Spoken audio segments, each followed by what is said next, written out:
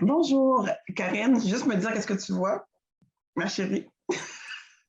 Je vois ton diaporama, mais il n'est pas lancé en mode présentation encore. D'accord. OK. Mais je vous assure, j'ai une collègue qui m'a dit, oh mon Dieu, Mildred, j'espère que c'est pas toi qui vas faire le partage. J'ai dit, oui, oui, si, c'est moi. Donc, elle va se reconnaître. Donc, on est vraiment super excités là, d'être avec vous. Donc, je commence ça. Alors, Audrey Bigra, Karine McElhott et moi, on aura le plaisir là, de partager un peu votre petit bout d'avant-midi ou de repas. Alors là, vous voyez Audrey avec son titre, moi aussi, donc on nommera pas nécessairement tout ce titre-là. Au menu, alors ce qu'on vous propose, c'est le contexte de recherche, des objectifs spécifiques, le déroulement de la recherche. Les résultats, vous allez vous rendre compte que ça a quand même une bonne proportion là, de cette présentation-là. Il y a des pistes de solutions en guise de conclusion, puis ensuite les remerciements.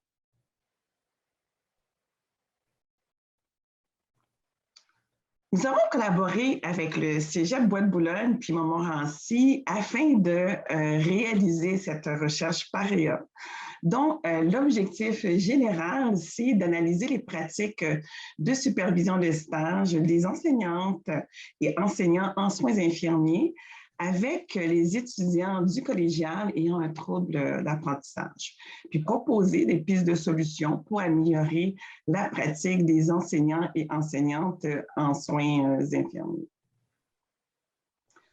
Il est écrit dans le DSM-5 que les troubles spécifiques de l'apprentissage débutent durant la période de développement. Vous pouvez lire sur le PowerPoint les différents troubles d'apprentissage. Donc, ces troubles neurodéveloppementaux se manifestent surtout pendant les années d'apprentissage scolaire structuré, puis le profil de l'élève est hétérogène. En effet, c'est l'étudiant ou l'étudiante peut vivre avec un trouble déficitaire de l'attention et présenter un déficit en lecture. Ensuite, on a voulu avoir une photo actuelle des étudiantes en situation de handicap dans le programme de soins infirmiers. Au collégial, sur les 42 cégeps qui offrent ce programme, nous avons recensé en soins infirmiers 1061 étudiants ou étudiantes en situation de handicap. 578 avaient un diagnostic principal de TDAH, 38 avec un diagnostic principal de trouble d'apprentissage. Là, je vais mettre quand même un petit bémol. J'utilise le terme diagnostic principal puisque un étudiant pouvait avoir un diagnostic de dyslexie. On voit ça dans une colonne. Puis dans l'autre colonne, c'est marqué TDAH. Donc, on rentre là la notion là, de comorbidité. Alors, où ça se passe? Bien, on a regardé en milieu clinique. Le programme de soins infirmiers, celui qui est standard, le A0, est constitué de 2805 heures contact, dont 1035 heures en stage. Ces heures représentent environ, je pense, 37% de la formation, puis c'est réparti sur 3 ans. Aussi, lorsqu'on parle de situation de handicap, on considère l'individu dans son environnement. Or, le milieu clinique où évolue l'étudiant ou l'étudiante est un environnement avec beaucoup plus de stimuli qu'une salle de classe ou un laboratoire.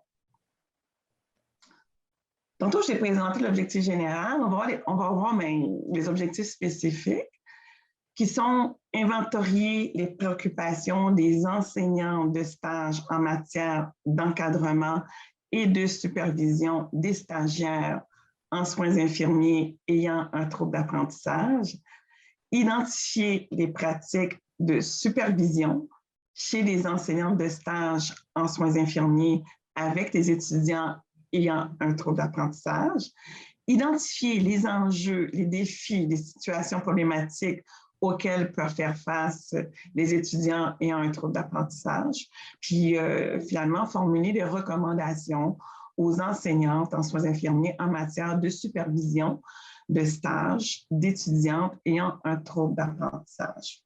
Alors, on s'y est pris comment? Par notre approche qualitative, nous avons essayé de comprendre lors de nos entrevues semi-dirigées le sens que les enseignantes, les étudiantes et spécialistes accordaient à leur expérience. Puis, nous avons utilisé des données pour l'analyse des données, des méthodes de codification. On voulait tout de même le simplifier parce qu'effectivement, par les entrevues, on a recueilli vraiment pas mal de données. Je me permets de revenir avec vous avec l'échantillon final. Alors, il y avait 10 enseignantes dont l'âge varie entre 31 et 60 ans. Au niveau de la formation, il y avait 4 qui avaient un premier cycle, en deuxième cycle, il y en avait 5, troisième cycle, 1. Puis le nombre d'années d'enseignement, d'expérience en enseignement variait entre 3 et 24 ans. Au niveau des spécialistes, il y avait 6 femmes puis un homme dont l'âge varie entre 31 et 60 ans. Les rôles étaient pas mal diversifiés, conseiller pédagogique, en service adapté, API, orthopédagogue. Ils travaillaient, il y en avait 5 au niveau collégial, dans les services adaptés, puis 2 au CCSI. Dans les expériences, ça variait entre 1 et 25 ans. Il y avait 6 toutefois qu'il y avait un deuxième cycle, puis une personne un premier cycle.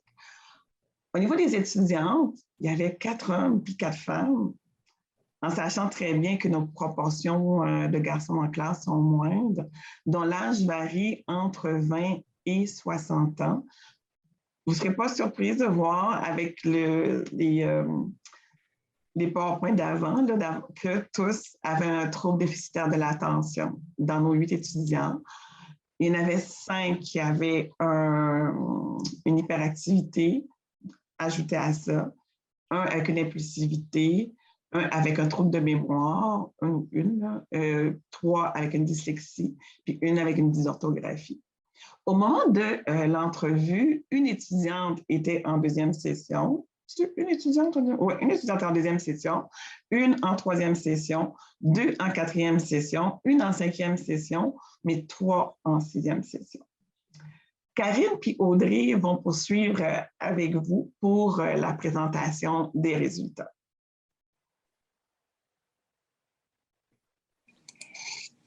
Merci, Mildred. Donc, notre premier objectif de recherche, je voudrais le mentionner, on s'est intéressé aux préoccupations des enseignantes en lien avec l'encadrement des troubles d'apprentissage, des étudiants avec des troubles d'apprentissage en stage en soins infirmiers.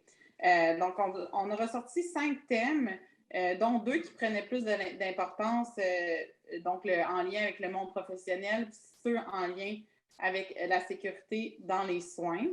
Dans les préoccupations, si on commence avec la première, l'apprentissage et la réussite, en fait, les enseignantes, quand on leur demandait c'est quoi votre préoccupation dans l'encadrement d'étudiantes avec un trouble d'apprentissage, la première chose qu'ils disaient, c'est que je veux qu'elles réussissent. Donc, dans le fond, c'est une préoccupation ou plutôt un souhait qu'elles émettaient. Donc, la réussite reste centrale à leur préoccupation. Ensuite, dans leur discours, puis dans tout au long des entrevues, mais aussi cité en tant que préoccupation en tant que telle, il y a l'intégration dans le monde professionnel. C'est une des plus grandes préoccupations qu'on a recensées dans notre échantillon d'enseignantes. Elles sont inquiètes pour l'intégration de l'étudiant une fois gradué dans son milieu professionnel, aussi dans sa santé mentale, sa capacité à soutenir le monde professionnel tel qu'elles le perçoivent. Les enseignantes perçoivent le milieu professionnel comme très exigeant, avec tous les critères de performance et tout ça qu'on peut voir dans les nouvelles par rapport au monde infirmier. Elles veulent aussi que les étudiants soient aptes et compétents à faire leur profession. Donc ça fait partie de leurs préoccupations. Il y a d'autres préoccupations qui veillent plus en lien avec la sécurité dans les soins. Donc, c'est pas mal tout en lien avec le patient, mais donc la sécurité du patient. Elles sont préoccupées par les erreurs de médicaments que les étudiants avec un trouble d'apprentissage pourraient faire. C'est d'ailleurs une des plus grandes peurs d'une des enseignantes c'est nommé comme tel. Il y a aussi les erreurs dans les manipulations, dans l'asepsie, donc tout ce qui est sécurité dans les tâches, les techniques des infirmières, mais aussi dans la gestion de temps. La gestion de temps, quand un patient attend son analgésique et que l'étudiant serait désorganisé de par exemple, son TDAH, ça amène un enjeu de temps puis un délai dans l'administration d'un médicament que le patient devrait avoir plus rapidement. Donc, c'est des préoccupations en lien avec la sécurité des soins. Pour une enseignante, elle le nomme comme le premier critère de réussite de stage, c'est que l'étudiant soit sécuritaire dans ses soins. Donc, c'est quand même une bonne préoccupation de nos enseignantes.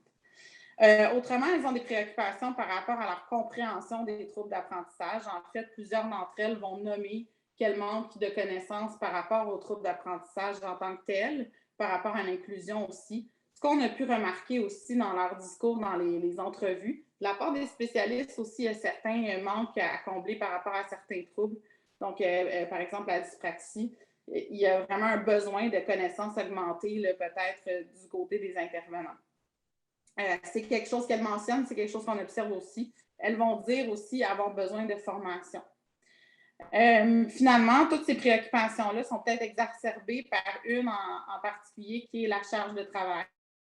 Donc, il y a une préoccupation de ce côté-là de la part des enseignantes. Les spécialistes le mentionnent aussi, qu'elles savent que les enseignantes en soins infirmiers ont des gros groupes de stage, par exemple. Donc, c'est 6 étudiants en supervision directe. Ça demande beaucoup d'énergie et de cette supervision-là. On parle aussi d'une clientèle qui est plus...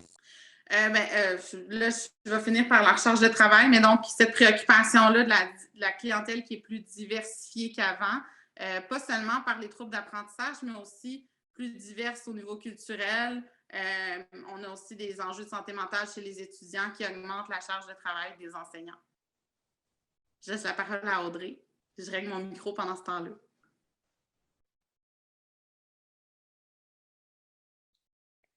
Oui, donc je vais continuer avec les prochaines slides. Donc, le prochain thème qui sort beaucoup de nos entrevues, c'est à propos de la divulgation des troubles d'apprentissage. Parce que les troubles d'apprentissage, donc, qu'on parle du TDAH, de la dyspraxie, de la dyslexie et d'autres, c'est des handicaps qui sont invisibles. Donc, si un étudiant ne dit pas à son enseignant qu'il ou elle a un trouble d'apprentissage, le professeur ne le sait pas. Donc, ce qui ressort beaucoup de nos entrevues, c'est qu'à propos de la divulgation, les étudiants ont un discours qui est tout autre que le discours de leurs enseignants. Chez les étudiants, il y en a plusieurs qui ne souhaitent pas dire à leurs profs dans un contexte de stage qu'ils ont un trouble d'apprentissage, soit parce qu'ils considèrent que ce n'est pas pertinent de leur dire ou parce qu'ils souhaitent se fondre dans la masse, passer inaperçus, ou parce qu'ils craignent qu'à la suite de mauvaises expériences, que ça leur nuise dans les stages.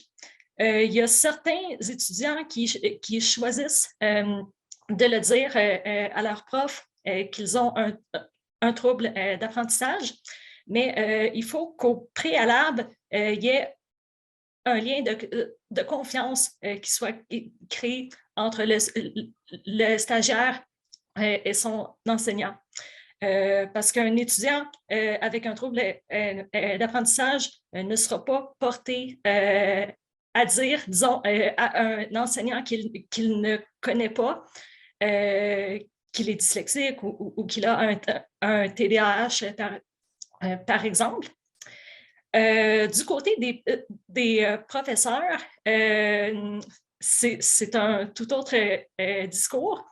Dans une optique très bienveillante et par souhait aussi de mieux comprendre leurs étudiants, les professeurs veulent que les étudiants parlent de leurs troubles d'apprentissage ou de leurs défis.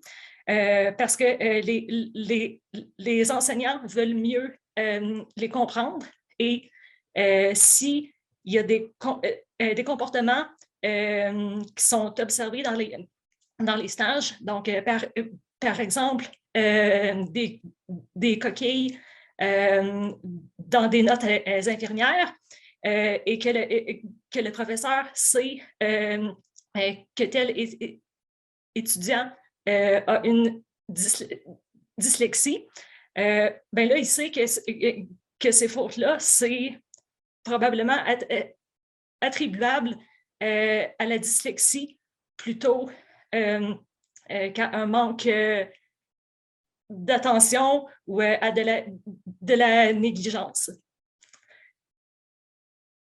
On peut passer à la prochaine diapo. Donc, ensuite, je vais parler des défis que les étudiants peuvent vivre dans les stages, particulièrement dans un contexte de soins infirmiers. Donc, dans les entrevues, le premier défi qui ressort beaucoup de nos entrevues, c'est tout ce qui a trait au développement du sens de l'organisation.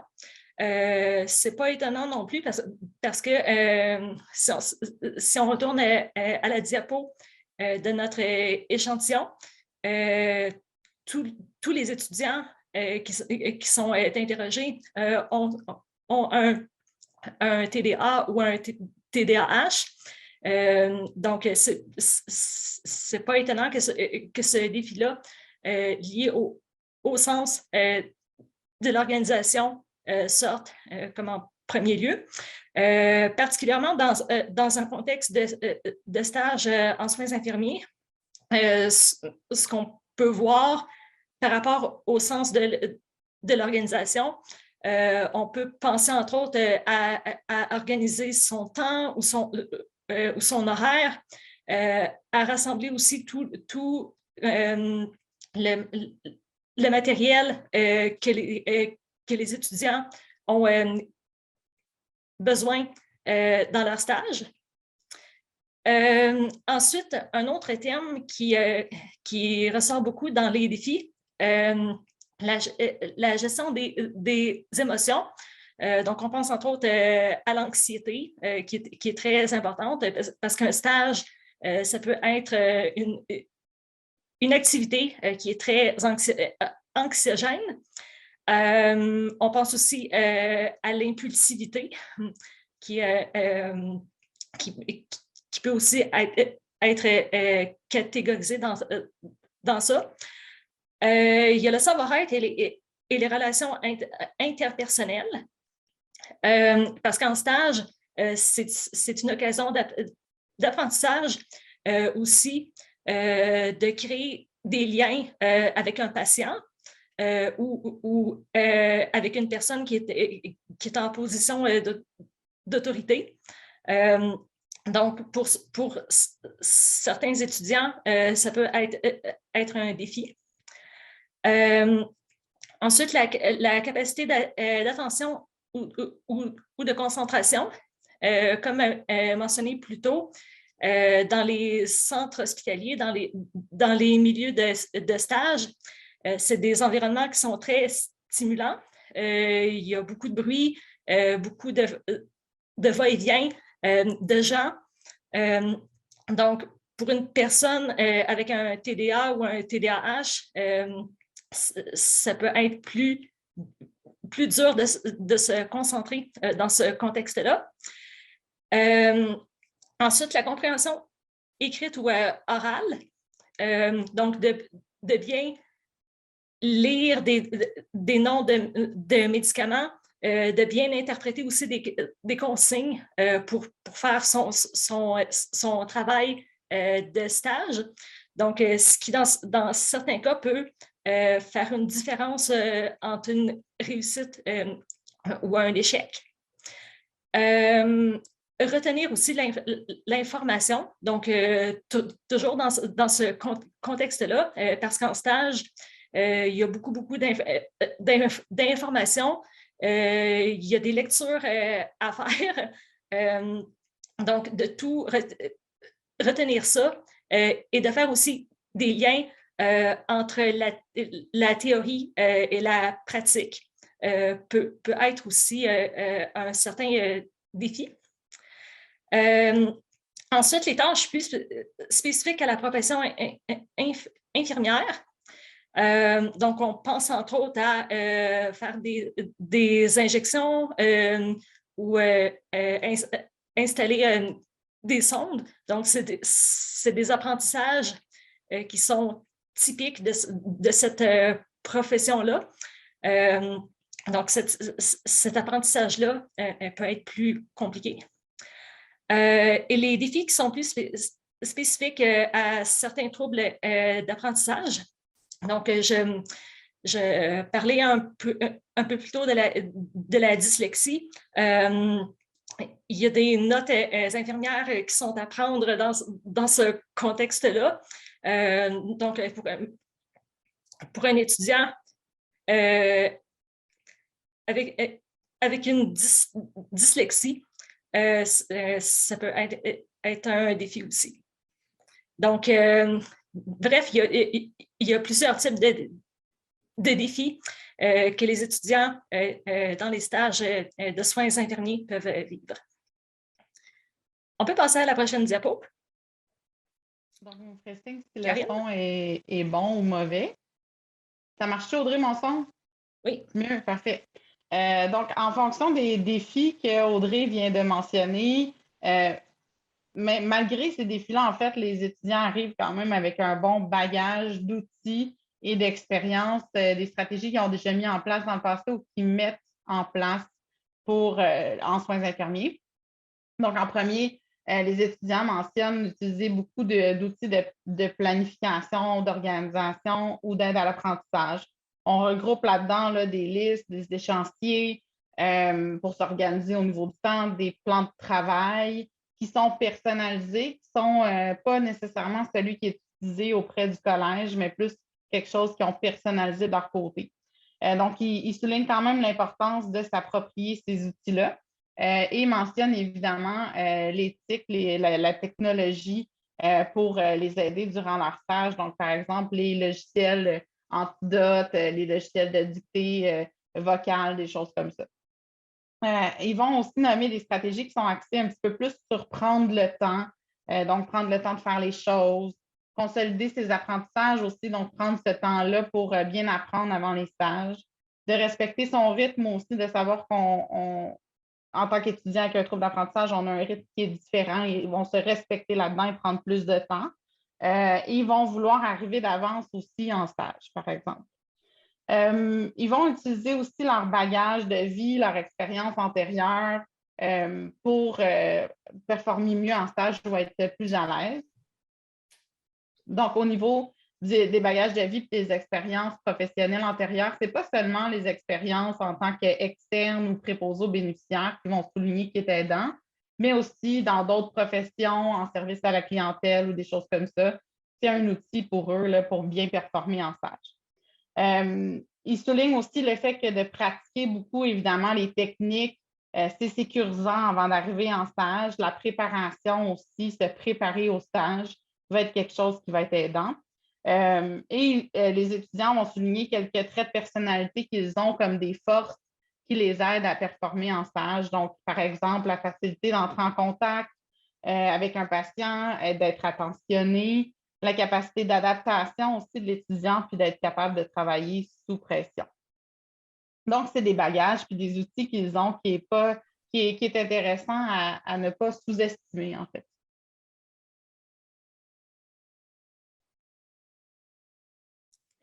Oui, donc je vais continuer avec la prochaine slide.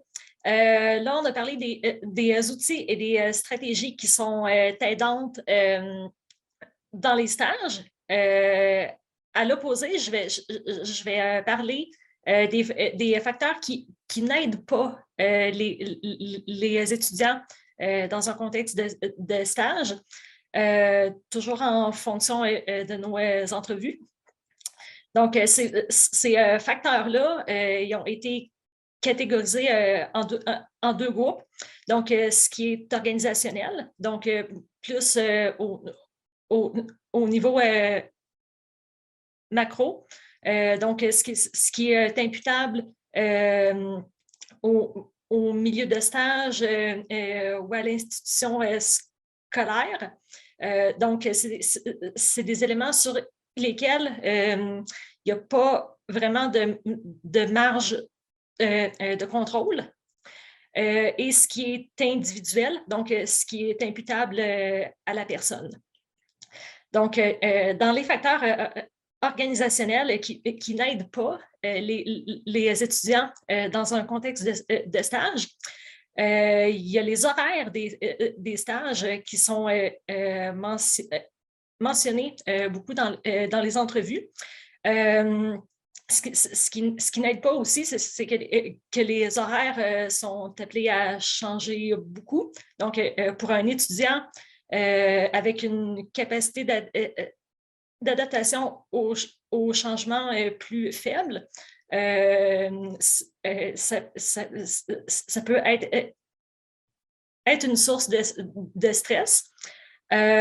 Toujours à propos des horaires aussi, quand les stages commencent tôt et que les étudiants doivent faire beaucoup de route pour aller dans leur stage, donc c'est un élément qui n'aide pas parce que ça cause aussi de la fatigue, comme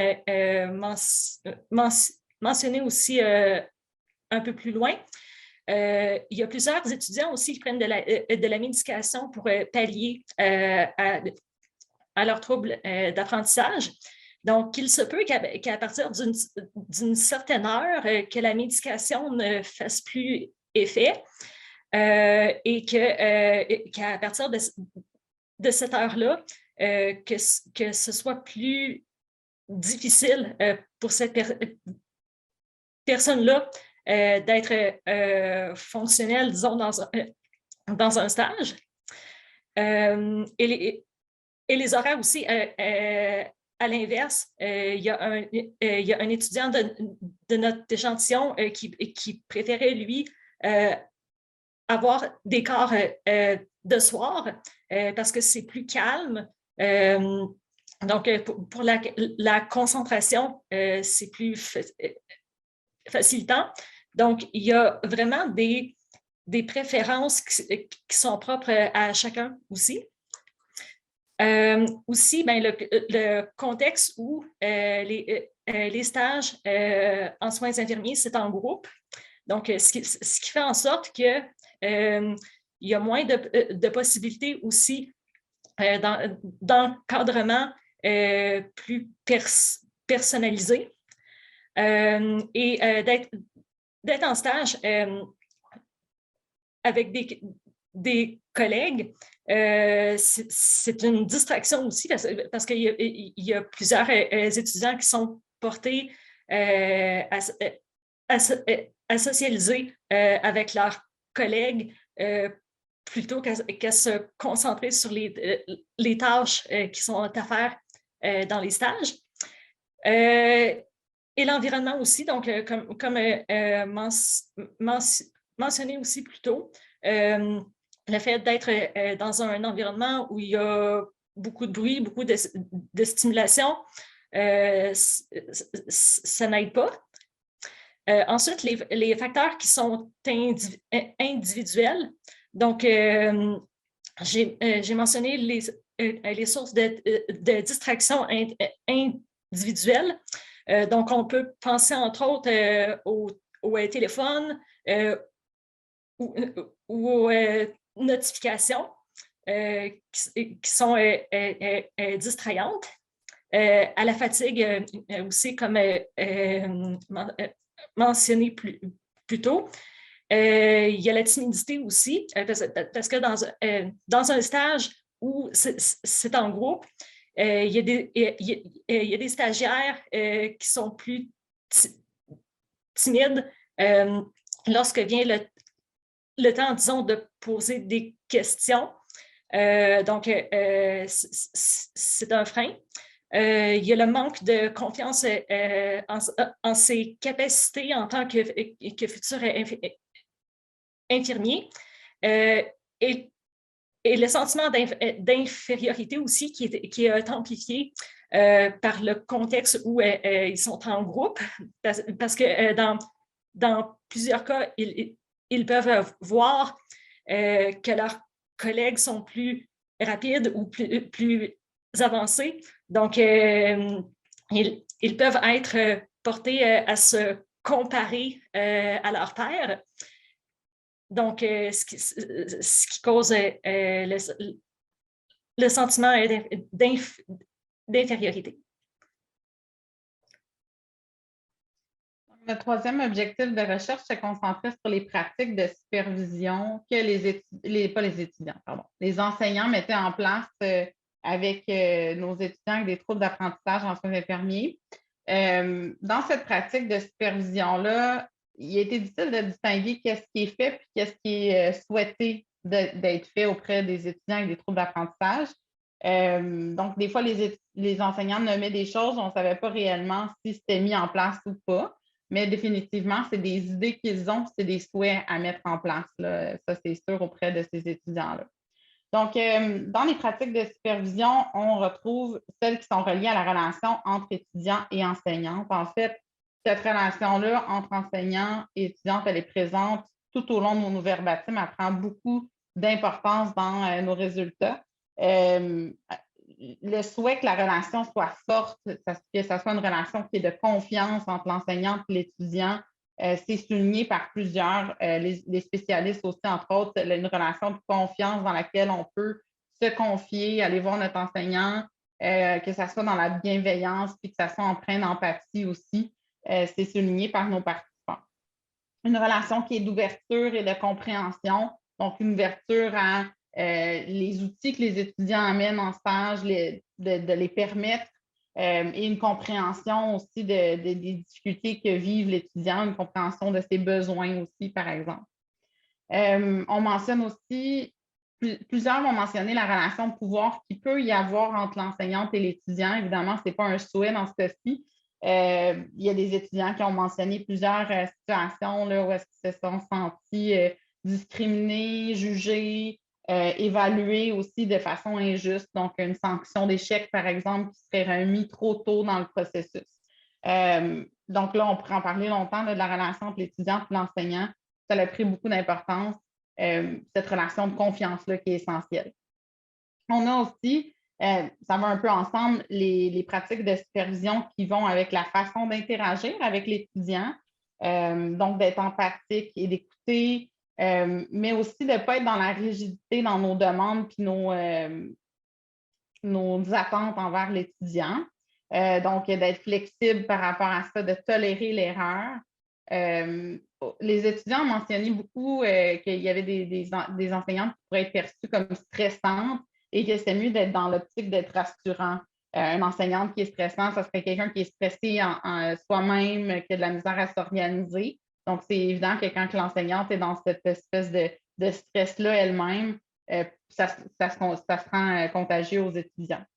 Les rétroactions constructives, honnêtes et régulières ont été mentionnées. Ça aussi, ça prend beaucoup de place dans la façon d'interagir avec les étudiants, de leur dire ponctuellement ils sont rendus où dans leur cheminement, de leur donner des rétroactions qui ne sont pas juste positives, donc qui sont honnêtes par rapport à où est-ce qu'ils sont, et de ne pas attendre la fin du stage là, pour dire les difficultés.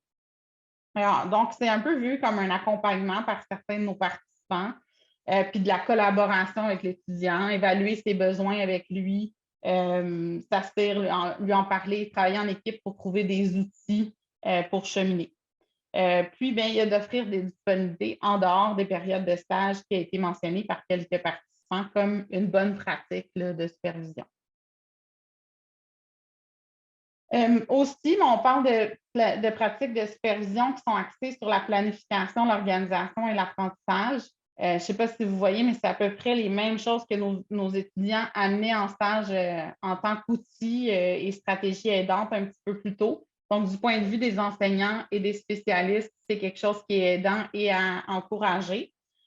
Souvent, là, ces outils-là, dans le discours des enseignants et des spécialistes, il y a le mot « permettre les outils ».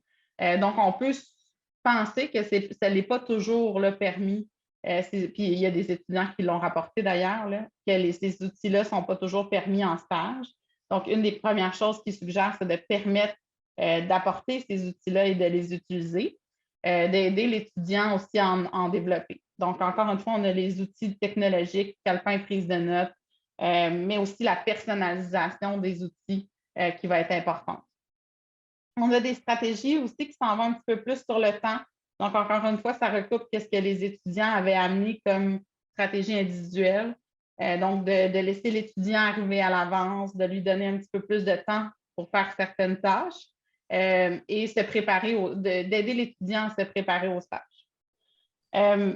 À toutes ces... Karine, il reste un petit 5 minutes. Oui, je sais. Oui. À toutes ces pratiques de supervision-là, quand les enseignants le mentionnent, mais en fait, il y a une attente qui est sous-jacente à ça, c'est que l'étudiant en tant que tel ait déjà développé des outils et des stratégies. Donc, c'est des choses qui sont mentionnées par les enseignants et les spécialistes. On s'attend que l'étudiant ait ce bagage-là. Il y a d'ailleurs un spécialiste qui avait dit, si tu as l'air d'avoir des outils puis d'avoir, on va vouloir plus t'aider si tu as déjà fait ce petit bout de chemin-là.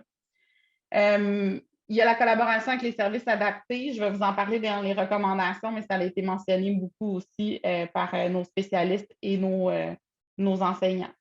Finalement, ils ont tous mentionné aussi des pratiques de supervision qui sont plus ciblées à certains troubles d'apprentissage, par exemple, quoi faire avec un étudiant avec la dyslexie et tout ça. Mais pour le bénéfice de la cause, et puisqu'il me reste juste à peu près 5 minutes, on va passer à la prochaine diapo. Merci. Donc, tout ça nous amène à avoir certains constats. En fait, on vous en met 3 ici, mais on en a une dizaine dans notre rapport de recherche. Donc, on vous encourage à aller lire lorsqu'il sera publié cet été. Mais dans nos 3 constats qui sont centraux, qu'on pensait important à vous dire aujourd'hui, on a que les concepts d'inclusion ne sont pas présents dans le discours de nos participants. Donc, on aimerait améliorer les concepts d'inclusion puis que l'inclusion soit plus présente. Et qu'il y a un manque de connaissance des troubles d'apprentissage par les enseignantes. Donc, ça va probablement par la formation et la sensibilisation des enseignantes là, aux troubles d'apprentissage et à l'inclusion. On a aussi que la divulgation ou le fait de ne pas divulguer son trouble, c'est complexe, ce n'est pas une ligne droite. Donc, pour nos étudiants, de laisser l'espace aux stagiaires s'ils souhaitent divulguer son TA ou non, d'accepter la non-divulgation aussi, hein, c'est un choix qui est personnel, mais pour l'encourager ou pour du moins augmenter notre collaboration avec l'étudiant, de créer un environnement de stage qui est bienveillant, dans lequel ils ont une relation pédagogique qui est empreinte de confiance et qui n'a pas cette relation de pouvoir-là qu'on a mentionné plus tôt. Finalement, il y a quand même un besoin d'outils, de stratégies que les étudiants amènent, mais que les enseignants peuvent mettre en place aussi. Donc, du côté des enseignants, d'offrir plus de façons différentes d'enseigner, même en stage, des façons différentes d'amener la matière, mais aussi de faire cheminer l'étudiant, puis en favorisant les apprentissages pratiques parce que ça semble être bénéfique pour ces étudiants-là.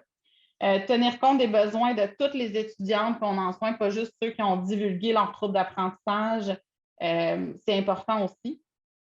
D'offrir une flexibilité aux étudiants, de leur permettre d'apporter leur outil puis d'utiliser leur stratégie qu'ils utilisent, mais aussi une flexibilité au niveau de permettre l'erreur dans l'apprentissage, de permettre de leur laisser être où est-ce qu'ils sont rendus dans l'apprentissage. Et finalement, de favoriser la collaboration avec les services adaptés, particulièrement pour les stages. Dans nos résultats, on a il n'y a pas d'accommodement qui va en stage là, auprès de nos étudiants.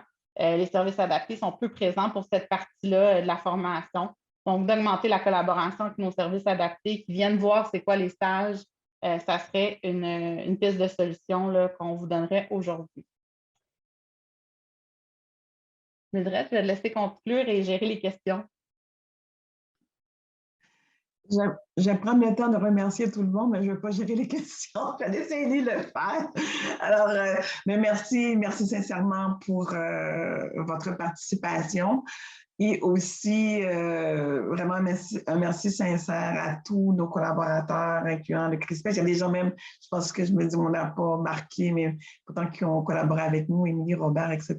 Donc, merci encore. Donc, je vous laisse, j'essaie avec les questions et réflexions, donc je vais départager, en fait, ça.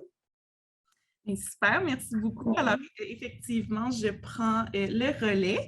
Il y avait donc, pour toutes les personnes présentes, vous pouvez lever votre main, puis je vais pouvoir vous sélectionner dans le cas où vous avez des questions. Sinon, vous pouvez continuer de les écrire dans le chat. Puis, ma collègue va me les faire parvenir et je vais pouvoir les lire pour vous. Donc, j'avais déjà une première question qui avait été posée. C'était à savoir si vous utilisez un support numérique pour l'évaluation et le suivi de vos stages. Je vous laisse gérer qui répond. Mildred, je vais y aller? Oui, vas-y. C'est bon? Par suivi du stage, j'entrevois entre les sessions. Là, je pense que c'est un enseignant en soins infirmiers qui pose la question. En fait, présentement, au Cégep du Vieux, on est en remodelage là, au niveau du suivi des étudiants entre les sessions. Il y a tout le concept de divulgation et de consentement qu'il faut prendre en compte. Donc, je n'aurais pas de réponse linéaire à dire ça, malheureusement. Là. On est en révision.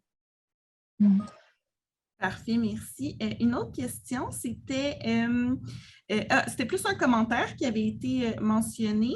Donc, est-ce qu'il faut aussi considérer que certaines personnes choisissent de faire des stages de soir et qui finissent vers 23h30 et qu'ils et elles ont des cours aussi le lendemain à 8h? Je ne savais pas si vous vouliez réagir à ce commentaire-là.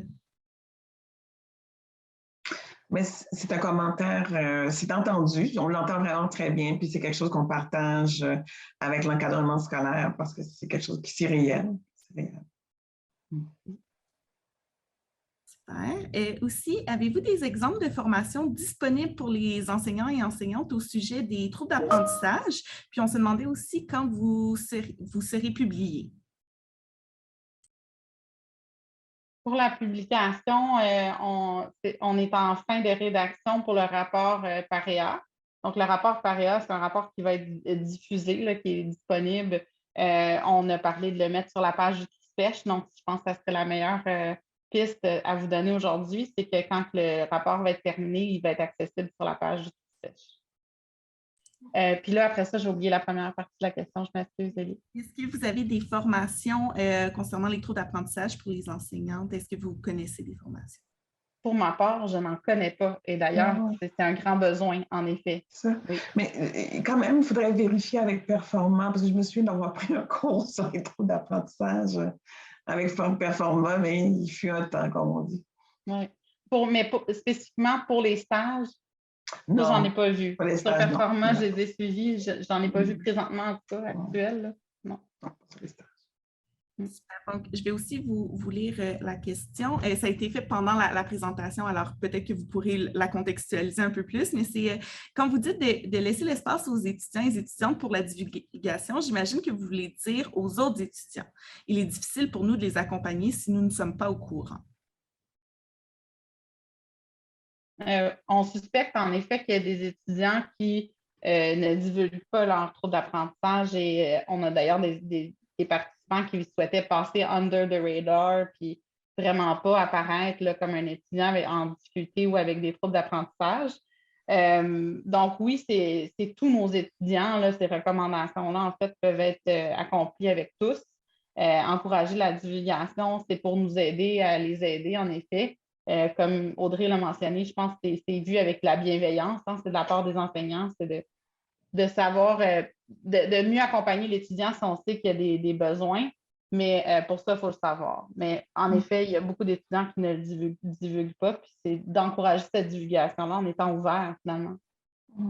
Je pense que je vais poursuivre, faire du pouce sur ce que dit Karine, c'est d'où l'importance d'avoir une relation de confiance avec l'étudiant pour qu'elle soit capable d'indiquer ses besoins minimalement. Puis je pense que tous on a un apprentissage quelquefois à faire, à dire, ben écoute, moi j'ai besoin d'avoir un peu plus de temps pour être sûr. Au lieu de me passer en premier, capable de me passer en deuxième pour la vérification, ça va m'aider. Même si je n'indique pas mon diagnostic, mais dire mon besoin, ce serait déjà une étape, puis probablement peut-être viendrait ensuite d'autres choses.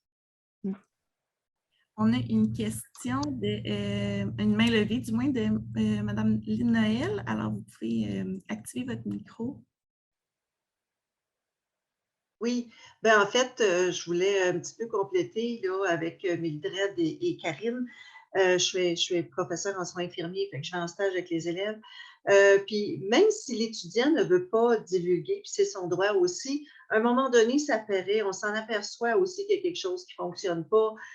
C'est là que la relation de confiance est super importante justement pour que l'élève puisse se sentir en confiance pour partager son inconfort. Ça demande aussi beaucoup de souplesse de la part de l'enseignant aussi. On n'a pas non plus parlé vraiment de la surcharge aussi du travail de la semaine, quand il y a les stages, et au niveau des travaux qui sont des critères aussi de stage. Alors, pour un étudiant, ça peut être très difficile là, de rencontrer tout ça en même temps dans une semaine, ce qui peut aussi augmenter son anxiété. Alors, ça demande beaucoup de souplesse, beaucoup d'observation, beaucoup de souplesse de la part de l'enseignant. C'est tout. Merci, Lynn. Tu as absolument raison. La flexibilité, la souplesse, ça ressort dans les besoins des étudiants, dans les souhaits des enseignants de mettre en place, puis dans les recommandations des spécialistes. Oui. Merci. Aussi, une prochaine question concernait les outils technologiques utilisables en stage. Donc, est-ce que vous aviez des propositions, puis dans quel contexte utiliser ces outils-là? Bien, très facile quand même. Lorsqu'on parle de l'iPad ou on parle du téléphone, que ce soit pour le calcul ou pour l'accès aux livres aussi, là, parce que dans les livres, quelquefois, il y a des bons schémas. C'est des choses qui simplifient quand même la lecture pour l'étudiant. Je considère que ce serait des éléments intéressants. C'est sûr que un dictionnaire, ça pourrait être intéressant, mais apporter un dictionnaire manuel, non. Je me souviens plus du nom parce que c'est pas Lexibar, mais quand même un nom pour un dictionnaire portatif où on peut écrire ou vérifier là, l'écriture de ce que je vais faire. Puis sans oublier, en tout cas, je vous apprends de rien si je vous dis que, je pense que Karine a indiqué qu'il y avait un jargon en soins infirmiers. Nous, on ne parle pas de maux de tête, on parle de céphalée. Donc, il y a des choses qui sont à apprendre. Puis c'est pas, comment dire, l'étudiant peut-être ne le retrouvera pas dans ce dictionnaire-là, mais le retrouvera peut-être sur le système informatique qui est déjà présent dans plusieurs centres hospitaliers. Déjà d'avoir accès à son téléphone ou à... Parce que la technologie n'est pas présente dans tous les milieux de stage. Là. Des fois, on a un ordinateur pour plusieurs étudiants. Mais d'avoir accès à cette technologie-là, de permettre à l'étudiant d'avoir son iPad, son téléphone cellulaire pour faire ses recherches, déjà là, c'est un bon outil technologique. Il y a aussi tous les logiciels de synthèse vocale et tout ça. Là, il y a un enjeu de confidentialité. Il faut vraiment être précautionneux de ce côté-là, mais c'est faisable en stage d'avoir aussi la révision linguistique avec un logiciel tel qu'Antidote, de permettre à l'étudiant d'écrire sa note sur Antidote, par exemple, puis l'étudiant a de la dyslexie ou juste de la difficulté en français, d'utiliser ces outils-là, puis de trouver un moyen là, d'être confidentiel là-dedans, c'est faisable, là, sans problème, je pense. Là. Justement, par rapport au logiciel Antidote, il y a certaines personnes qui ont soulevé le fait que ce n'est pas toujours permis parce que ça pourrait fournir certaines réponses. Est-ce que vous aviez des alternatives ou des suggestions par rapport à ça? Ça pourrait fournir certaines réponses. Oui, dans les examens, de ce que je comprends de la question. Mais dans les examens, je retournerai la question parce que je ne suis pas certaine qu'on vérifie le français dans les examens. Parce que même si un étudiant écrirait, l'exemple qu'on donne, c'est toujours ça, là, l'étudiant voudrait m'écrire agrafe et qu'il écrirait agrafe avec 3 P, mais si j'entends le son agrafe, bien, je comprends, c'est ça qu'elle veut me dire. Même si l'étudiant ne prendra pas nécessairement ses points. Donc, je ne saurais pas trop me prononcer, là. Oui. Mais puis, on s'est concentré un petit peu plus sur les stages dans ce cas-ci. Donc là, peut-être on pourra reparler des examens une autre fois, mais je me sens peut-être moins experte là, par rapport aux évaluations qui sont écrites là, aujourd'hui. Ouais. Super. Prochaine question. On s'est demandé si la question des aménagements et des adaptations accommodement raisonnables avait été touchée dans le cadre de votre recherche. Non, pas du tout. Je pense que dans le fond, c'est peut-être parce que ces besoins, ça n'a pas été vu comme déraisonnable. Je veux dire ça comme ça, les accommodements qui ont été mentionnés dans la recherche par rapport au stage, c'était toutes des choses des petits trucs, des petits outils qu'on peut mettre en place, quelque chose qu'on peut faire avec tous les étudiants, justement, dans un concept un petit peu plus d'inclusion. On n'est pas allé vers des accommodements qui seraient déraisonnables ou qui n'auraient pas sa portée d'être en milieu de travail par la suite. Mais il y a des choses qui sont faisables, par contre, de la part des enseignants, qu'on pourrait transposer dans l'intégration au travail par la suite. Là. Ça, j'y crois. Je pense que l'exemple qui était donné, c'était comme le plan de travail. C'est que le plan de travail, que nous, on fournit un plan de travail, mais l'étudiant pourrait avoir son propre plan de travail, puis pourrait l'adapter, puis ce serait super bien aussi. J'avais vu une main passée de Nancy Bonneau. Est-ce que c'était toujours d'actualité ou ça avait été répondu? Ça va, merci. OK, merci.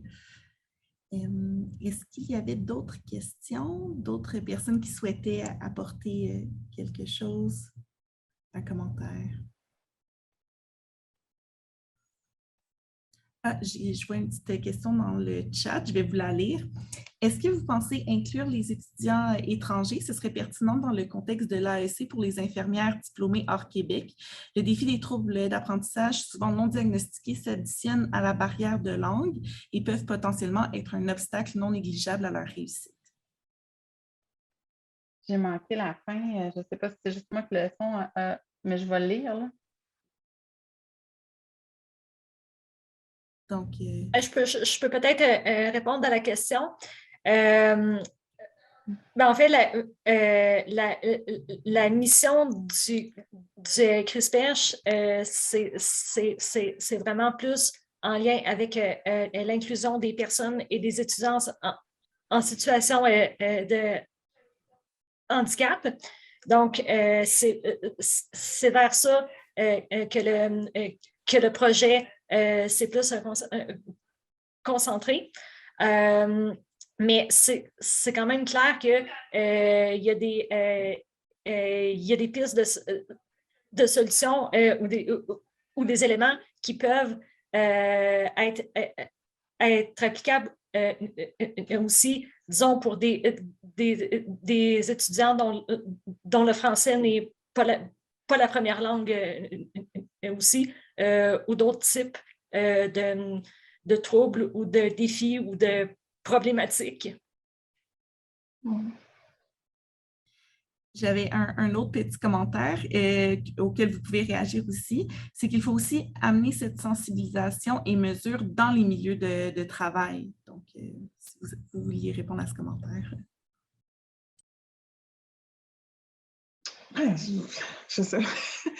Amener cette sensibilisation dans le milieu de travail. Je me demande, par ailleurs, est-ce qu'ils ne sont pas sensibilisés? Parce que je fais référence à une étudiante, c'est une étudiante, oui, c'est une étudiante, puis elle me racontait elle nous racontait, parce qu'on était tous les trois là, son externat, puis moi, j'étais convaincue qu'elle aurait trouvé ça plus difficile que par rapport d'être avec une enseignante. Je me suis dit, bon, normalement, avec une enseignante, ça devrait être plus facile et tout ça.